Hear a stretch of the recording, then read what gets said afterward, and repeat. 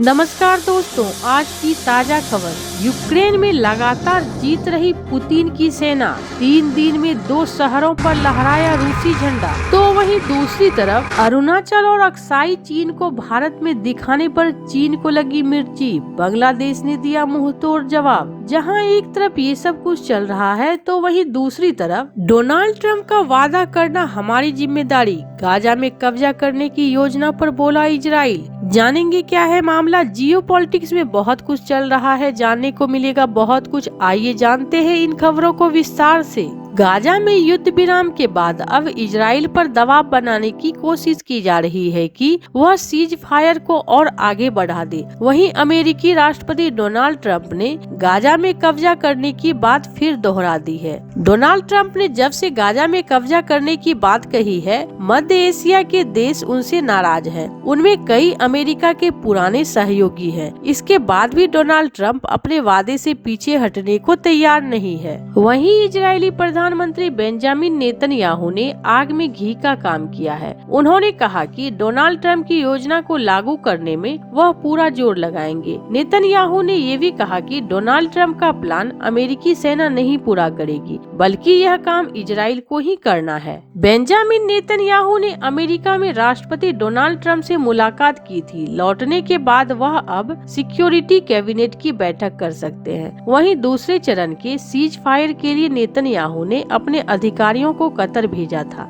हालांकि इस डेलीगेशन में बड़े अधिकारी शामिल नहीं थे। रविवार को डोनाल्ड ट्रंप ने कहा, मैं गाजा पर कब्जा करने के लिए पूरी तरह प्रतिबद्ध हूँ। मैं इसे खरीदना चाहता हूँ। हम चाहते हैं कि हमास की कभी गाजा में वापसी ना हो। यहाँ वापस आने के लिए कुछ बचेगा ही नहीं। अब यहाँ बहुत कुछ ध्वस्त करने की जरूरत है। ट्रंप ने कहा, अरब देशों से बात के बाद वे फिलिस्तीनियों को बसाने को तैयार हो जाएंगे। उन्होंने कहा, वे गाजा में वापस जाना ही नहीं चाहते। उन्हें सुरक्षित जगहों पर बसाया जाएगा।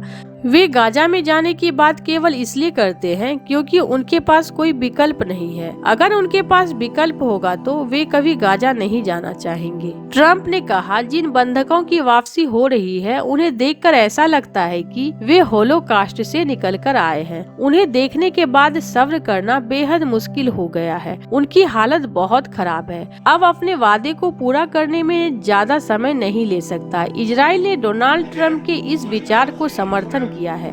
वहीं मिस्र ने डोनाल्ड ट्रंप की योजना को लेकर 27 फरवरी से अरब सम्मेलन बुला लिया है। पिछले सप्ताह इजराइल के प्रधानमंत्री बेंजामिन नेतन्याहू के साथ व्हाइट हाउस में हुई बैठक में ट्रंप द्वारा दिए गए सुझाव से मिस्र, जॉर्डन और सऊदी अरब सहित अरब जगत नाराज हो गया, जो वाशिंगटन के प्रमुख सहयोगी हैं। मिस्र के राष्ट्रपति अब्देल फतह अल सीसी और जॉर्डन के राजा अब्दुल्ला द्वितीय दोनों ने गाजा में 18 लाख फिलिस्तीनियों को कहीं और बसाने और अमेरिका द्वारा उस क्षेत्र का स्वामित्व लेने के ट्रंप के आह्वान को खारिज कर दिया। लेकिन ट्रंप का दावा है कि वे अंततः इसे स्वीकार कर लेंगे। मिस्र के विदेश मंत्रालय की ओर से जारी एक बयान में कहा गया है कि वह हाल के दिनों में अरब देशों में उच्चतम स्तर पर हुई वार्ता के बाद काहिरा में अरब लीग शिखर सम्मेलन की मेजबानी करेगा, जिसमें फिलिस्तीन राज्य भी शामिल है, जिसने फिलिस्तीन मुद्दे के लिए नए और खतरनाक घटनाओं पर चर्चा करने के लिए शिखर सम्मेलन आयोजित करने का अनुरोध किया था।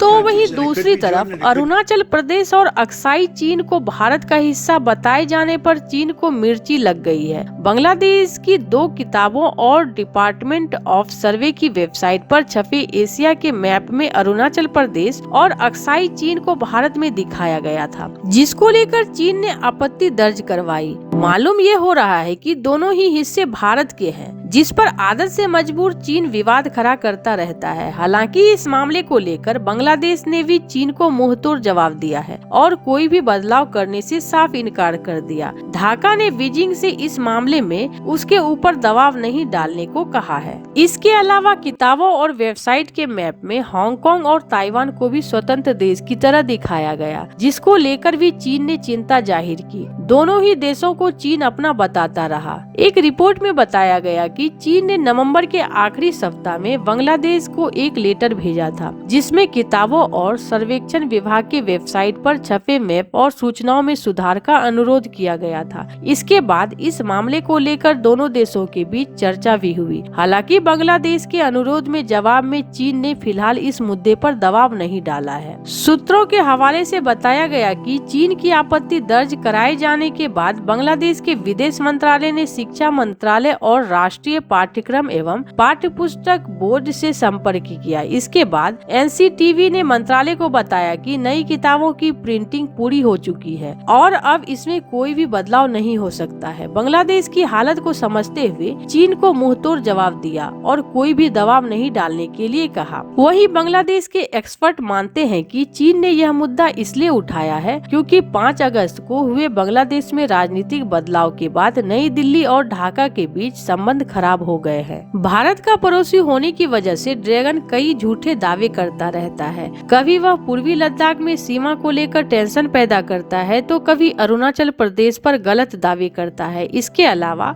साउथ चाइना सी, ताइवान, हांगकांग आदि को लेकर भी चीन और अन्य देशों के बीच विवाद होते रहते हैं। जहां एक तरफ ये सब कुछ चल रहा है तो वहीं दूसरी तरफ रूस और यूक्रेन युद्ध को 3 साल पूरे होने वाले हैं। इस बीच अमेरिकी राष्ट्रपति डोनाल्ड ट्रंप दोनों देशों के बीच शांति दूत बनाने का दावा कर रहे हैं, लेकिन रूसी सेना यूक्रेन में रुकने का नाम नहीं ले रही है। रविवार को व्लादिमीर पुतिन की सरकार की तरफ से आधिकारिक बयान आया है कि उनकी सेना ने पूर्वी यूक्रेन में ओरिखोवो वसिलिक्वा शहर पर कब्जा कर लिया है। 3 दिन में रूसी सेना की तरफ से यह दूसरी कामयाबी है। रूस के लिए इस शहर पर कब्जा महत्वपूर्ण इसलिए है क्योंकि यह रणनीतिक सैन्य केंद्र चासिव यार के पास स्थित है, जिसे मॉस्को लंबे समय से कब्जे में लेने की कोशिश कर रहा है। रूसी सैन्य ब्लॉगर्स के अनुसार हॉटलाइन शहर चासिव यार में भीषण लड़ाई जारी है। यह शहर डोनेत्स्क क्षेत्र में रूस की आगे बढ़ती सेना को रोकने वाले अंतिम शहरी इलाके में से एक है। रूसी रक्षा मंत्रालय ने अपने दैनिक ब्रीफिंग में कहा,